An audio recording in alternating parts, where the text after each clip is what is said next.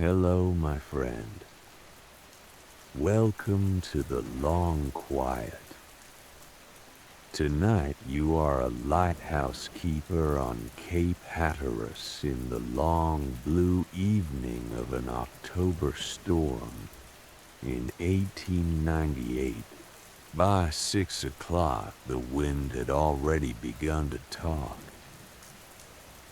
and Daniel knew that he should be in the lamp room early.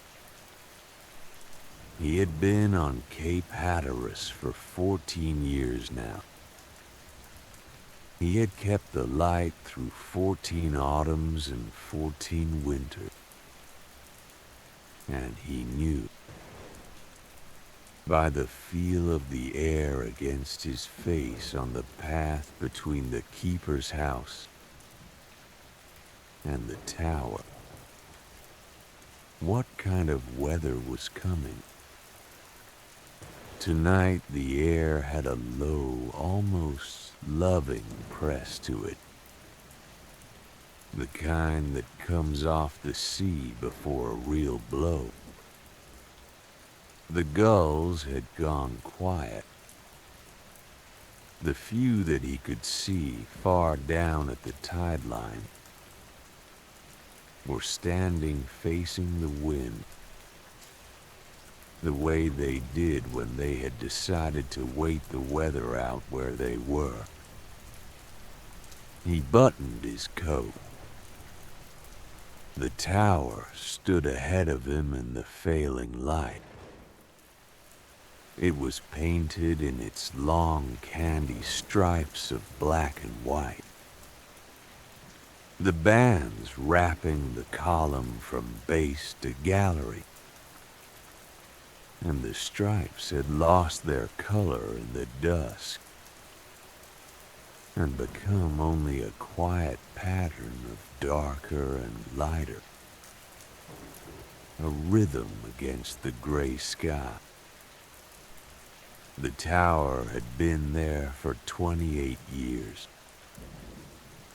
It had been built in 1870, of brick and iron, to replace the older tower that had gone down too close to the shore. Daniel had not seen the older tower. He had only seen the stories of it in the keeper's logs that he sometimes read on slow nights, in the small fine hand of the men who had kept this light before him. He walked toward the door at the base. The path was sand and crushed shell, packed by years of feet, and his boots made the small flat sound on it that they always made. He passed the small wooden bench beside the entrance, on which he sometimes sat on summer evenings to drink a cup of coffee and watch the surf. And he passed the iron post to which he hitched the mule on the days when the lumber cart had come up from Buxton with the month's kerosene. The post was empty. The mule was in the stable. The day's work, the working of the cart, the dragging of the cans up the path, the careful stacking of the cans in the oil house was done. He unlocked the tower door. The door was iron, very heavy, and the key was a long piece of brass that had been worn smooth and gold by many hands. He opened it, and the air inside the tower came out to meet him. It was the air the tower always had, cool and slightly damp, and smelling of lime wash and of brick, and of the faint, sweet kerosene that lived in the lamp room above. And that, over 28 years, had worked its way down through the long vertical hollow of the place. He stepped in. He pulled the door shut behind him and slid the bar. The base of the tower was a small round room, perhaps 15 feet across, with a stone floor and a small iron desk against the wall, where the keeper before him had used to keep a clock and a barometer, and where Daniel kept the same. He looked at the barometer first. It was reading low and falling. He nodded at it. He had not needed it to tell him what the air had already told him. But he noted the reading in the small green logbook on the desk, in his small, steady hand, and he set the pencil down, and he turned to the stairs. The stairs were iron. They went up the inside of the tower in a long, slow spiral, 270 steps from base to gallery, and they had been climbed by every keeper of this tower since 1870. Daniel had climbed them many thousands of times. He knew them all. He knew the third step, on which someone had once dropped something heavy and made a small permanent dimple. And he knew the 74th, which was the first step from which, looking up, you could no longer see the daylight of the door below. He knew the 141st, which was almost exactly halfway. He knew the last 20, which were always the slowest, no matter how strong a man was. He started up. He climbed without hurry. There was no reason to hurry. The lamp would be lit on time. The light would turn on time. He had never failed it. He set his hand on the iron rail and went up at the pace he always went up, which was the pace of a man who has thought about pace and decided not to think about it any further. The iron under his hand was cold, the way iron always was inside the tower in fall, even when the sun had been on the bricks all day. The cold of the iron in Daniel's hand had become one of the small, familiar things that told him where he was. He went up. The stairs spiraled around the central column, and through the few narrow windows set into the brick at intervals up the tower, he could see briefly in passing the gray light of the dusk over the dunes and the white surf.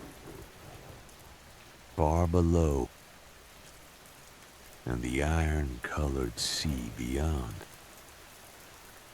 Each window was a kind of postcard, glimpsed for 1/4 of one moment, and then he had spiraled past it, and the next was 8 or 9 steps higher, on a different side, and showed a different angle. And he had spiraled past that one too. He thought of nothing in particular. He thought perhaps of the kerosene tanks above, which he had refilled that morning. He thought perhaps of the wick, which he had trimmed yesterday and which would burn clean tonight. He thought of his coffee pot, sitting full in the kitchen below, ready to be reheated when he came down. He thought of these things the way a man thinks of the small, steady architecture of his own working life, with a kind of unspoken affection. He climbed. He reached the watchroom a little after 6:15. The watchroom was the small round chamber just below the lamp room itself. It had a desk and a chair and a small black stove and a window on the seaward side and a brass speaking tube running down to the base of the tower, in case some emergency required it. Daniel did not use the speaking tube. He had used it twice in 14 years. Both times it had been to call down for someone to bring him a forgotten thing from below. He set his coat over the back of the chair. He went to the stove and opened the small door, and laid a few pieces of pine in the firebox. There was already a bed of ash and a few coals from the previous night. He blew gently on the coals. They reddened. He fed them. The fire took. He left it to do its work. From the watch room, a smaller iron stair led up the last small distance to the lamp room above. He climbed it, ducking slightly through the low hatch at the top. And then he was in the lamp room itself, surrounded on all sides by the great Fresnel lens of the Cape Hatteras light. The lens was beautiful. He had thought this for 14 years, and had never grown used to it. It was a first-order Fresnel lens, an immense barrel of cut crystal panels, set in a brass and iron frame that surrounded the lamp at its center in concentric circles of light-bending glass. By day, with no flame at its center, the lens stood quietly and seemed mostly a heavy ornament. By night, when the lamp was lit, the lens became something else. It became an engine of light. It collected the small flame of the lamp and shaped that flame into long horizontal beams that swept out across the sea in slow, steady rotation. By means of the clockwork mechanism that sat in a brass cabinet below the lens, and whose weight once a night Daniel wound up by hand. The lens stood waiting now. The lamp at the center of the lens was an old kerosene mantle lamp, a complex little device of brass and gauze, with a wick that fed kerosene up from the tanks below. Daniel went to it. He inspected the wick. He turned the small valve and let the kerosene begin to come. He pulled a long match from the brass tin set against the wall. He struck the match against the wall, at the small worn place where every keeper had struck every match for 28 years. And the match caught with its small, bright sulfur flame, and he held it to the wick. The wick took. The wick took with a small, soft pop, the way a properly trimmed wick will take, and the flame stood up small and clean and bright. Daniel adjusted the burner. He pulled the chimney down over the flame. The flame behind the chimney settled into the steady, tall yellow of a properly burning kerosene lamp. He waited a moment. He adjusted the burner a hair further.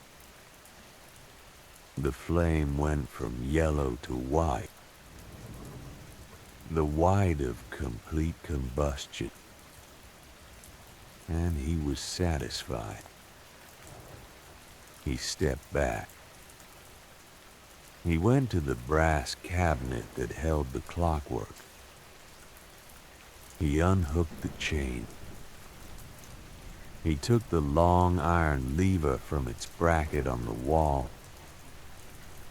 and he set it in the slot in the cabinet, and he began to wind.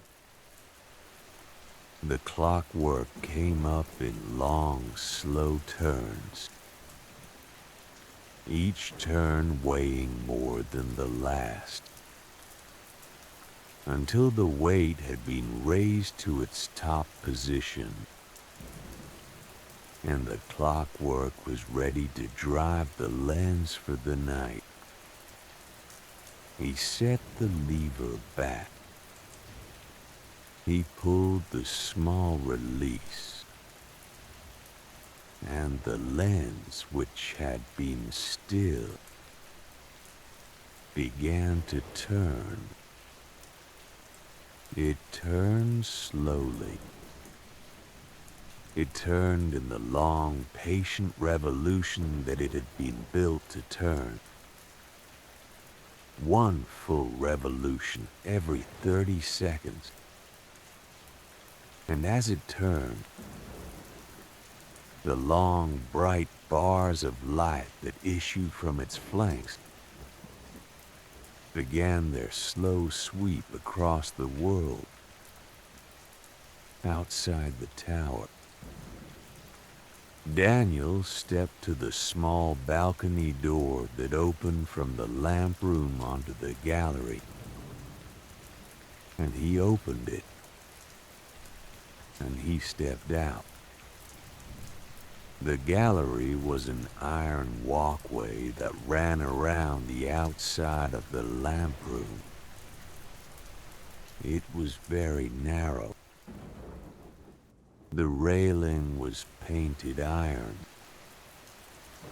and the wind tonight was already strong enough that he could feel it pressing the cloth of his coat against his ribs as he stepped through the door.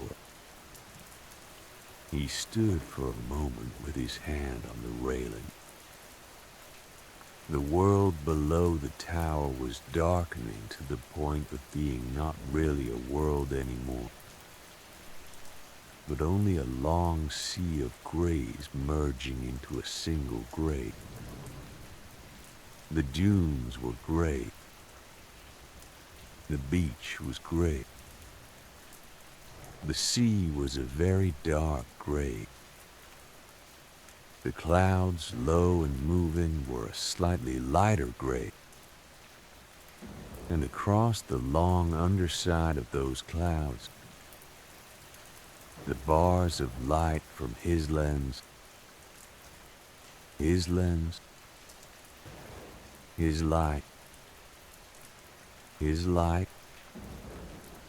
were beginning their slow sweep,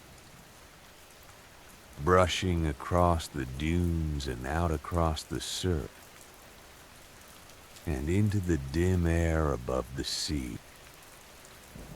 He smiled just slightly. This was the moment. Every evening that he had decided long ago he was going to keep loving for as long as he could. The lighting of the lamp, the first sweep of the lens, the moment when the world below was given back. In the dark, a long, slow promise that someone was awake at the top of the tower,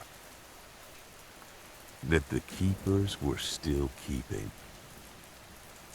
He stood for a minute on the gallery and watched the beams turn. Then he went back inside. The watch room was warmer now. The stove had taken hold. He shut the hatch above him,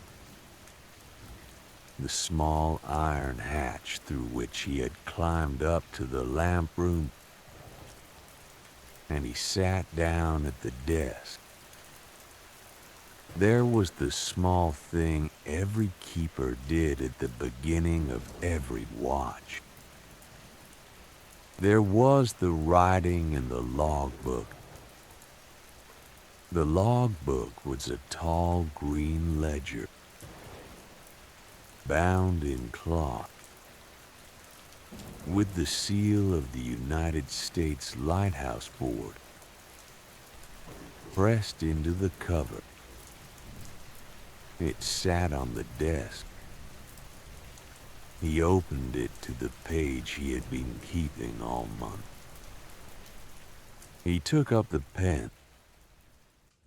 He dipped it in the small inkwell that lived in a brass collar on the desk. He wrote the date, October the 22nd, 1898. He wrote the time.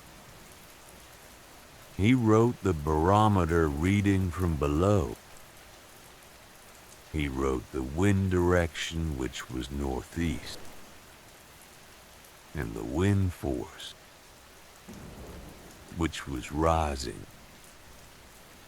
He wrote that the lamp had been lit at 6:18 on time, and that the lens was turning, and that the conditions for the watch were, in his estimation, weather coming. He set the pen down. He looked at the small handwriting on the page for a moment. He had a small hand, a fine and careful hand. The kind of hand a man develops who has filled out many tens of thousands of small, precise lines over a long working life. He thought briefly of the keepers who had filled this same page in the years before him. William Crewe and Jonas Marston and Henry Hawes, all of whom had had their own hands, all of whom had had their own way of riding the wind and the weather. The logbook was a small, slow river. He was only the most recent stretch of it. He closed the log. He went to the stove. He set the small enamel coffee pot on it. The coffee in the pot was the coffee he had brought up from the kitchen earlier in the afternoon, in a pot already filled, the way he did when a storm was coming, and he did not want to have to go back down to the keeper's house in the middle of the night to make a fresh pot. The coffee would reheat now. He waited. He sat in the chair. The chair was a plain wooden chair with a low back and a smooth seat. It had been in the watchroom for as long as he had been in the watchroom. It had been worn into a small dished shape, in the way that any chair sat in for thousands of hours by a single man will be worn. And Daniel's body fit into it the way that any well-worn thing fits its user, comfortably and without thinking. He let his head rest back against the wall behind him. The wall was whitewashed brick. He could feel the slight bumpy texture of it through the back of his collar. Beyond the wall, the cold of the autumn night was pressing against the bricks from the outside. But the wall itself was holding the day's warmth, and the stove was adding more, and the watchroom and the small circle of its lamp and its stove was warm. He waited for the coffee. Outside, the world was completing its turn into full dark. He could see through the window the way the sea had become invisible against the sky, and the sky against the land, and the land against itself. All of it merging now into a single gray-black field, with only the slow, brilliant bars of his own light passing across the upper part of that field. Again, again, again. It's the long, patient rhythm of the clockwork. The wind which had been gathering was now pressing. He could hear it now in the iron of the gallery above. It made a low, even moan in the railing, and a higher whistle around the corners of the lamp room. The sound was not unpleasant.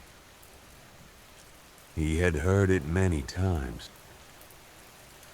He could read it the way another man might read a barometer. And he knew that the wind, as it stood now, was about 10 knots and rising. It would be 20 knots by 10 o'clock. It would be 30 by 2 in the morning. The weather had not yet committed itself to the form it would take, but he could feel it committing. The coffee began to make its small sound. He stood and poured a cup. The cup was a thick white china mug with no decoration. He sat back down. He held the cup in both hands. He drank. The coffee was the strong, dark, almost bitter coffee he made. He liked it that way. He drank it that way every night. He thought of the men out there. There were always, on any night, a few men out there. There were the schooners running the coast, beating up toward Norfolk or down to Charleston. There were the steamers.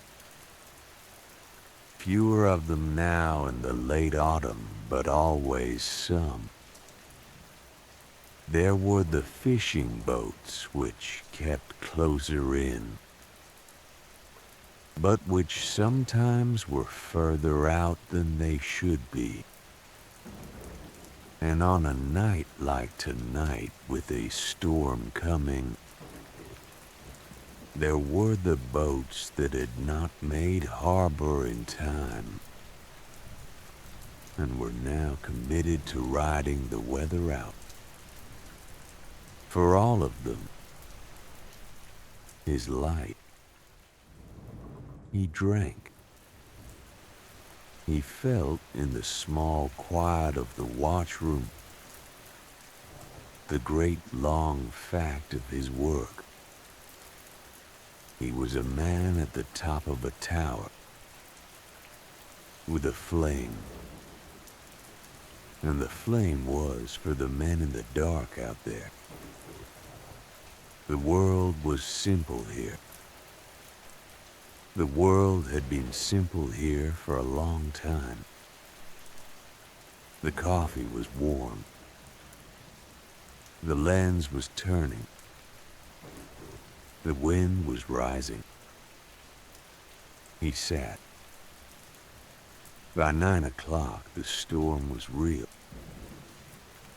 The wind had come up through the early evening in steady increments, the way these northeasters did, never quite seeming to arrive at full strength, but only adding and adding, until at some point a man realized that what had been a strong wind was now a great wind, and that the great wind had been a great wind for some time, without his having noticed the change. The pane in the watchroom window had begun to rattle, very slightly in a frequency that was almost too high to hear. The iron of the gallery above moaned now in two separate notes, a low one in the long horizontals and a higher one in the rail. The bricks of the tower were faintly humming. The rain had begun an hour ago. It was not heavy rain yet, It was the long, fine, cold rain that comes ahead of a real fall blow. And it had been driving against the seaward windows of the tower so steadily that the water was running in unbroken silver sheets down the glass. Daniel had gone up twice already. He had gone up at 7. The first time to check the wick, which had been burning a little hot. He had trimmed it down a quarter turn and watched the flame settle. And then he had stood in the lamp room for a few minutes longer than he needed to, the way he sometimes did, watching the lens turn around him in its long, patient rotation, and the bars of light going out into the storm. The lens, in a storm, was a great, calm thing. It did not care about the weather. It only turned. He had gone up at 8:30 to wind the clockwork halfway. He had not needed to. The clockwork ran a full 8 hours from a full winding, and he had wound it less than 3 hours ago. But he had wound it anyway, the way a man in a heavy night finds small, reassuring tasks to do. He had set the lever. He had wound the weight up another 2 feet. He had set the lever back, and the lens had not changed its pace. But he had felt better for the doing. Now he sat below in the watchroom again. He had refilled the coffee. He held the cup in both hands. The cup was warm, and the coffee was warm, and the watchroom was warm, and outside the storm was building.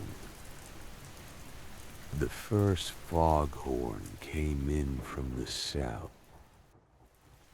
It was a long, low, sustained note, very far. It was the foghorn of a ship somewhere out beyond the Cape. A steamer, probably, blowing its fog signal in the rain. Daniel listened.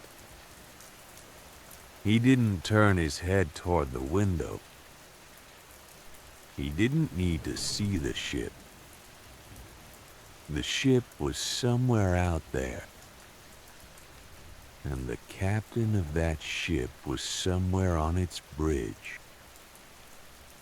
And the captain had been watching for this light, his light, sweeping across the dark.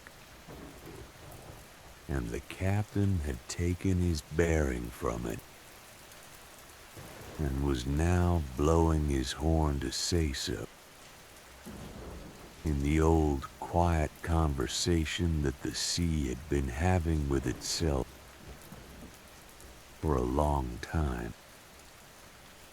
The horn came again, a little longer. Daniel said softly to the empty room, "There you are." He said it not to the captain because the captain could not hear him, but to the ship, in the way a man says it to anything in the night that is doing what it is supposed to be doing. The ship was passing safely. The light had done its work. He smiled at his cup. He drank. After a time, the foghorn faded southward and was gone. Some minutes later, another horn came. This one from a different direction, more to the east. He listened to it too. He gave it the same small, unspoken acknowledgement. He drank. The rain on the window had become heavier, and there was now a wash and a wash to it. A coming and going as the gusts pulsed against the seaward face of the tower. The pane rattled a little louder. The iron sang. The bricks hummed. The lens turned. Daniel finished his cup. He set it on the desk. He stood and he stretched in the small, economical way of a man who has been sitting for an hour, and who does not really need to stretch, but who likes to do it anyway. And he walked once around the watchroom. 2 slow laps. And he sat back down. The body, in long watches, asks for small attentions. He gave them to himself. A larger gust shook the tower. It was a long, sustained gust, with weight in it, and the whole upper part of the tower trembled, very slightly in the way that an immense, rigid thing trembles when a great mass of moving air pushes against it. Daniel felt it through the floor under his feet and through the chair under him. He was not afraid. He had been in the tower in worse. He had been in the tower in the great September storm of 1895, in which the wind had gone past 60 knots, and the gallery's iron had moaned a deep, continuous chord, and a wave at the dune line had thrown spray 200 feet into the air, and the lens had kept turning, and the lamp had kept burning, and he, 26 years old then, had passed the night in this same watchroom, in this same chair, drinking this same kind of coffee. And the morning had come at the end of it the way the morning came, at the end of every night. The tower would hold tonight. The tower had held many tonights. He listened to the wind. He listened to the rain. He listened to the long, low call of the foghorns coming and going at the limit of his hearing. The watch went on. A little after 11, Daniel's relief came. The relief was a young man named Carter who had been Daniel's assistant keeper for the past 8 months. He was 23 years old, lean, quiet, with a careful face. And he had been doing the alternating watches well. He climbed the stairs of the tower with the practiced rhythm of a man who has climbed them many times already. The hatch from the watchroom down to the stairs opened, and his head came up through it. He nodded at Daniel. "Evening," he said. "Evening, Carter. How's she standing?" Daniel turned in his chair to look at him. "She's standing fine. Lamp burned a little hot at 7. I trimmed it. She's clean now. Lens is true. Glass is full. Wind's about 30 out of the northeast." Carter nodded. He came up the rest of the way and stepped into the watchroom. He went straight to the stove and held his hands above it. His coat was wet across the shoulder. He had walked across the path from the keeper's house in the rain. "Foghorns?" he said. "2 so far. Steamer to the south at 9. Schooner to the east at 9:30. Quite since." "All right." Carter took the pen from the holder on the desk and signed the log for the change of watch. He wrote the time, 11:07, and his initial, and he set the pen back.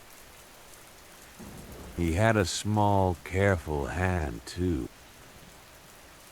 He had been learning over the months the small, precise habits of the place. Daniel stood. He took his coat from the back of the chair. He put it on. He took his hat from the peg. "Reading?" Carter asked. "Falling. 29:20 last I looked." Carter nodded and bent over the desk to check the barometer himself. Daniel watched him for a moment without seeming to. Carter was, he thought, a steady man. He would be a fine headkeeper himself one day, on some other tower. He had the temperament for it. He had the patience for it. He had the small fondness for the work that a man cannot fake. And that is necessary for the keeping of any light. "I'm down, then," Daniel said. "Good night, sir." "Good night, Carter." Daniel touched the brim of his hat to the younger man. A small gesture that had become his own private way of marking the change of watch. And he ducked through the hatch and started down. The stairs going down were always a different thing than the stairs going up. A man going up the stairs of a lighthouse tower is going toward his work. A man going down is going away from it. The hand on the rail is different. The pace is different. The body at the bottom of a long going down has the slight bone-deep tiredness of a watch completed. of a thing finished, of a small thing done well that no one will ever fully measure. Daniel went down at his own slow pace. The wind in the tower's hollow column made a faint hollow sound, almost like breath, and the bricks hummed faintly in their long vertical sleeve, and through the few narrow windows he passed he could see briefly the long bright bars of light from above, sweeping across the dunes and out toward the dark sea. He thought, going down, of the bed waiting in the keeper's house. He thought of his stove. He thought of his last cup of coffee for the night. He thought of his small bedroom with the iron bedstead and the wool blanket and the small kerosene lamp that he kept by the bed for the few minutes of reading he liked before sleep. He came at last to the bottom of the stairs. He crossed the small circular room at the base. He glanced at the barometer again, as he always did, more out of habit than need. He took his key. He unlocked the iron door, and he stepped out into the storm. The wind hit him. It was a different wind out here than it had been in the tower. The tower had held the wind off and made it only a thing of sound. But here in the open, the wind was a moving, solid thing. And the rain came in horizontal sheets. And his coat snapped against his ribs.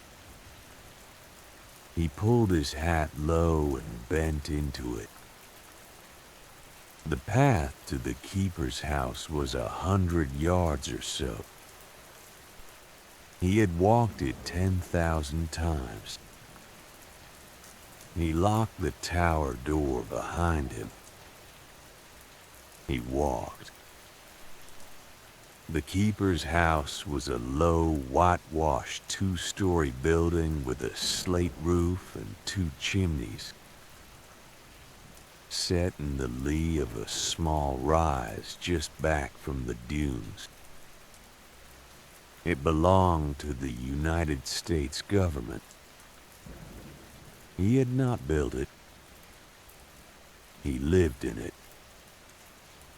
He would not, when his time was done, take it with him. The windows of the lower floor showed warm yellow against the storm. He had left a lamp burning in the kitchen. He reached the porch. He stomped his boots. He opened the door. The warm, dry air of the kitchen came out to meet him. He stepped in. He closed the door. The storm went on outside, but he was inside now.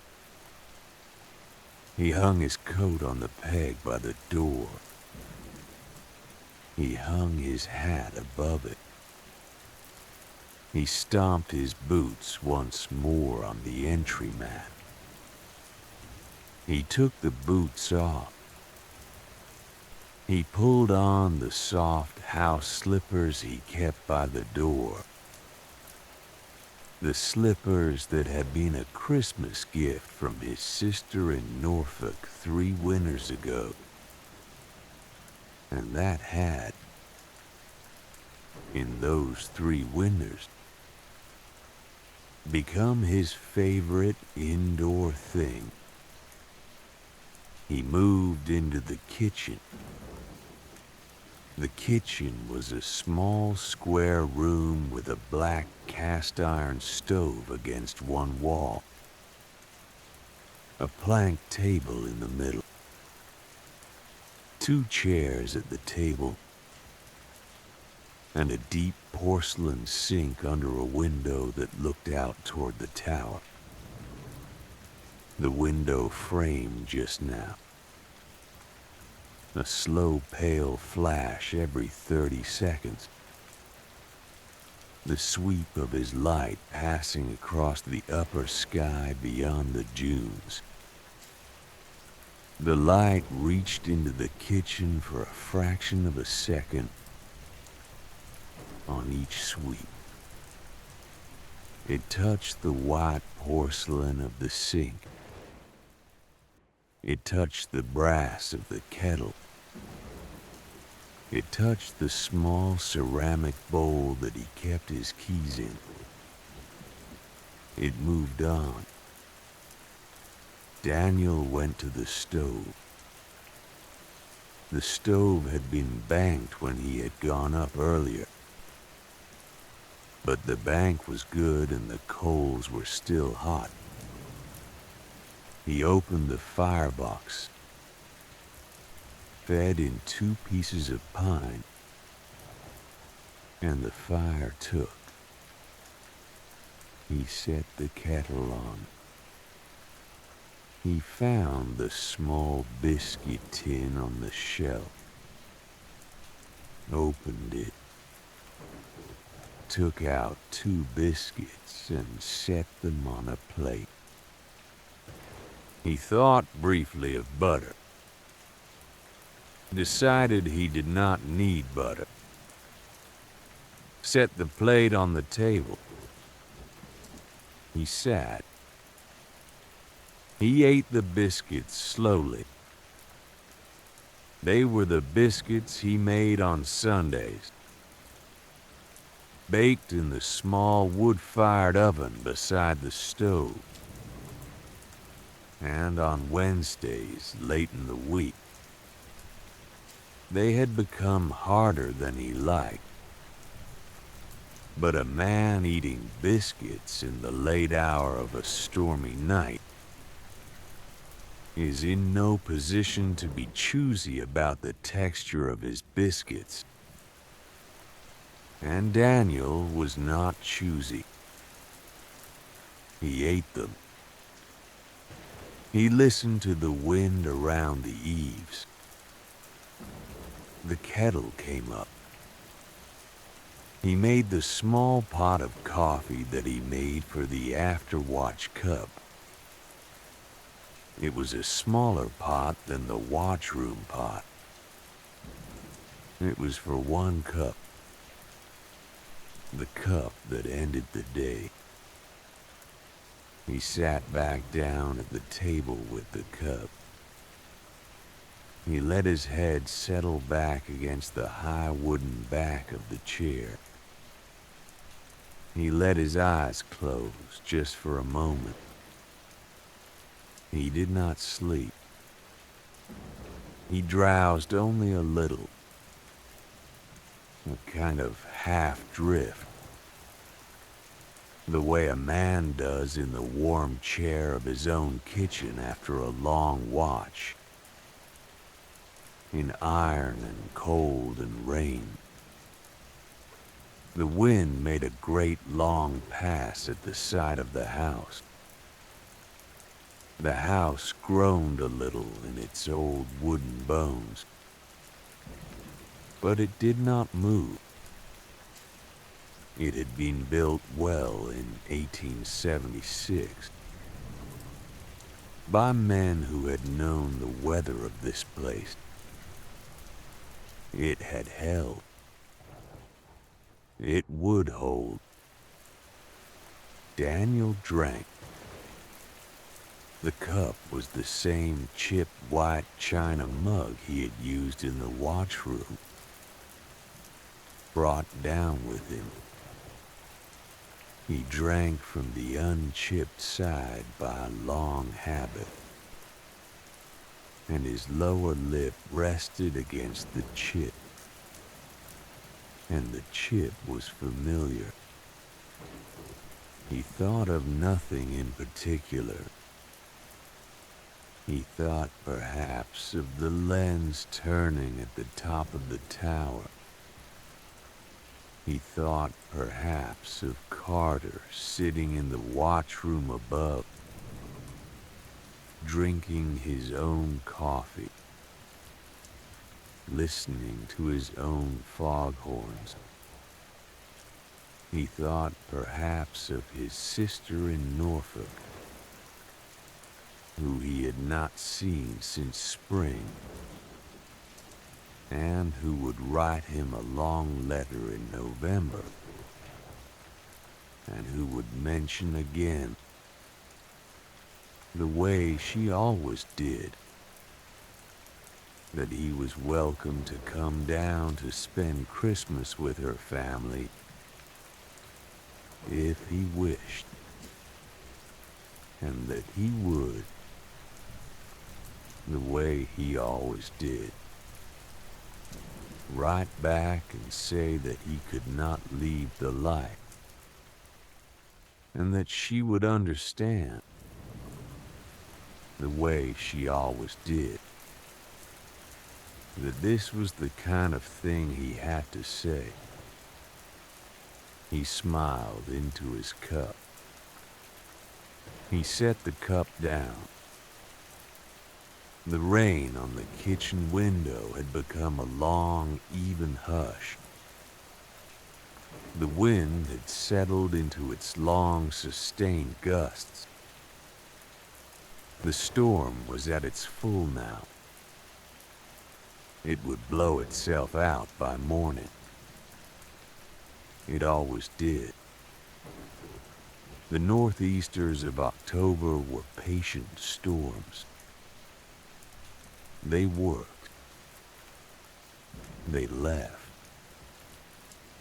Daniel reached up and adjusted the kerosene lamp on the table, turning the wick down a little, so that the light became smaller and closer.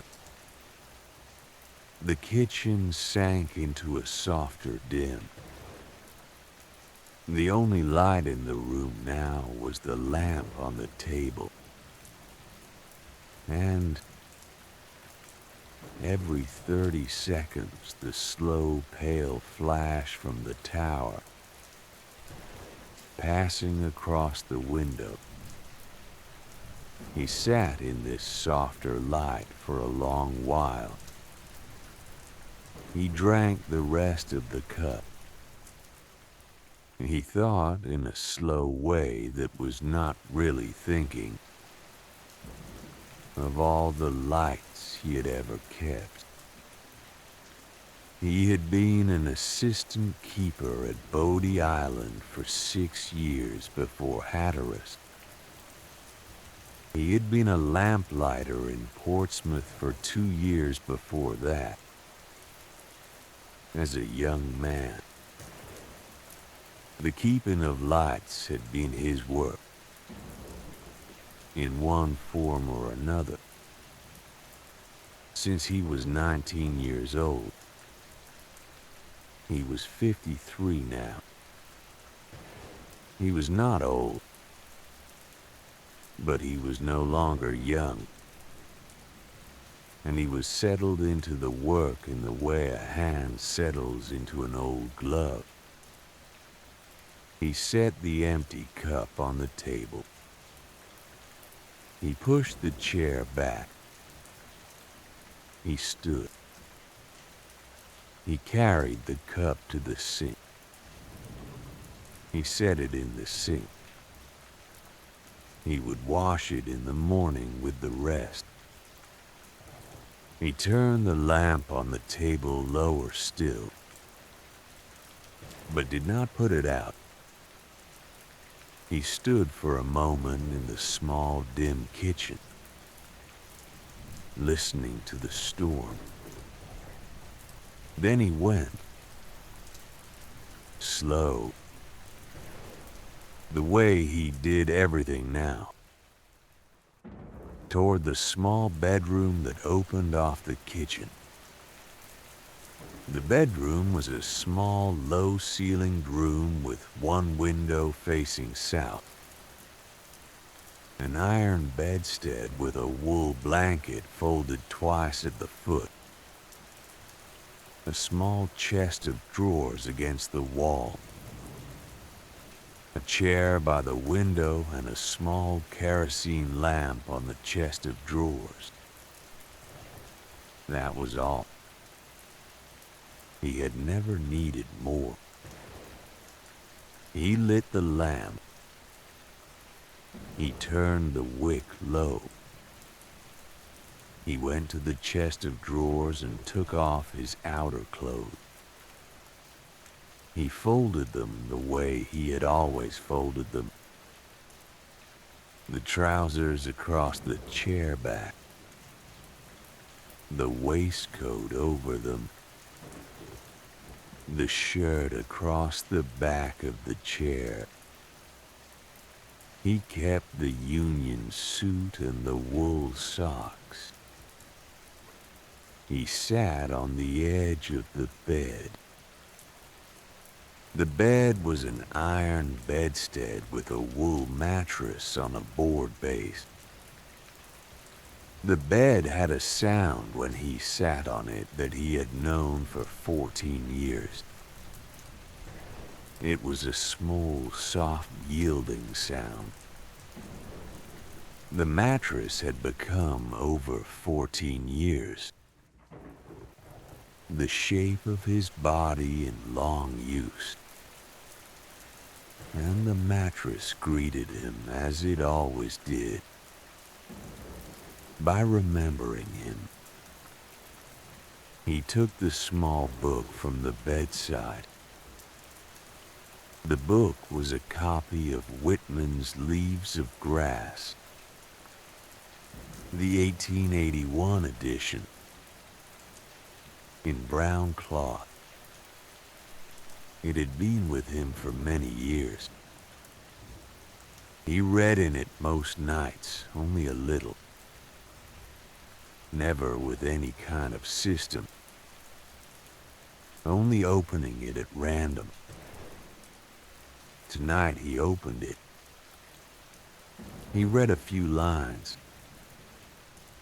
The lines were the lines of the poem about the grass. He had read them many times. They still came up out of the page, in the small lamplight, as quiet and large as they had ever been. He read. He did not read for long.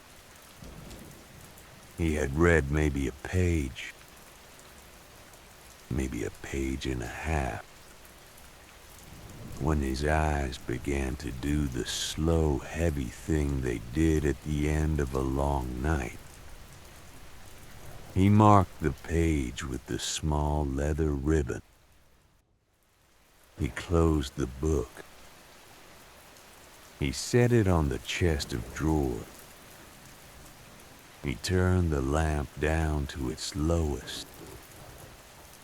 He lay back on the bed and pulled the blanket up. The blanket was wool and heavy and smelled very faintly of cedar from the chest, where he kept it through the summer. He folded one arm behind his head. He let the other rest on his chest. He could feel under his hand the slow rise and fall of his own breath. He closed his eye. Above him, far above, his light was still turning. He could not see it from his bed, but he knew it. He knew it in the way a man knows the working of a thing he has worked himself. A thing that goes on whether he is watching it or not. The lens was turning. The lamp was burning. The bars of light were going out across the storm. Again. Again. Again. In the long, patient rhythm of the clockwork. Somewhere out beyond the Cape, a captain on some bridge was taking his bearing from those bars and turning his ship a quarter point towards safe water. And another captain further south was doing the same. And another further out was doing the same. The work was going on. The work would go on through the night. It would go on without him now. Carter was up there. Carter would tend it. Carter would wind it. Carter would write the log. Carter would walk down the spiral stairs in the morning, the way Daniel had walked down tonight, and the next keeper would walk up, and the spiral stairs would receive them all, the way they had received every keeper of this tower since 1870. The bed held him. The storm went on outside, and the kitchen lamp burned low at the door, and his bedside lamp burned low at his head, and the wind made its long passes at the side of the house, and the rain made its long, even sound. And far above, his light kept turning. He could not see it, but he knew it. His shoulders, which had been holding the small, unconscious tensions of a watch in iron and rain, let them go. His hands let them go. His jaw let them go. His breath slowed. He thought slowly of small things. He thought of the cup in the sink waiting to be washed. He thought of the biscuits in the tin to be eaten tomorrow. He thought of the path between the house and the tower. Sand and crushed shell that he had walked 10,000 times and would walk 10,000 times more. He thought of Carter, 23 years old, up there now in the warm watchroom with his careful face and his careful hand, and his good, steady patience. He thought of his sister in Norfolk, who he would, this November, write again to say that he could not come for Christmas. He thought of the lens. His thoughts slowed. They became no longer thoughts, but only the gentle drift of one thing into another. The light, the wind, the blanket, the slow rise and fall of his breath, the faint pale flash every 30 seconds through the small window that he could not see anymore through his closed eyes, but that he could feel almost in his face, in the way that a man who has lived near a light for many years can feel the light even when he is not looking at it. He let it pass over him. He let it pass over him again. The storm went on, and the light kept turning, and the long October night settled in around the Cape. And Daniel, who was tired and warm and not afraid, drifted gently down into the deep, easy quiet of sleep. The wind went on around the eave. The rain went on against the window. The lens went on turning. And somewhere out there,